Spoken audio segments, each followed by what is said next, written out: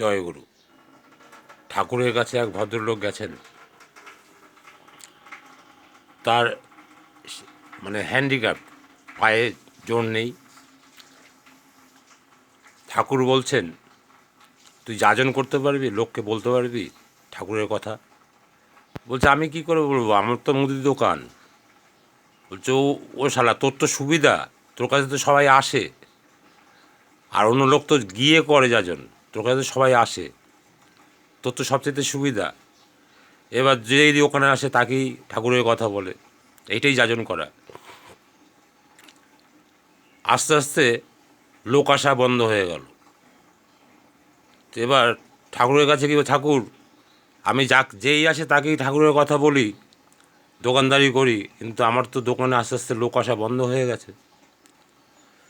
ঠাকুর বলছে, তবু তুই বলে যাবি। বলে, কেমন করে? বলছে, ঘরের মধ্যে একা একা চিৎকার করে করে ঠাকুরের কথা বলবি। বলতে বলতে দেখবি তোর সব ঠিক হয়ে যাবে। এবার ঘরের মধ্যে একা একা দাঁড়িয়ে দাঁড়িয়ে লাফিয়ে লাফিয়ে, হ্যান্ডিক্যাপ তো যতটুকু পারে চেষ্টা করছে লাফানোর, ঠাকুরের কথা বলার, চিৎকার করে করে। হঠাৎ একদিন দেখলো সে হাঁটতে পারছে, তার পা ঠিক হয়ে গেছে।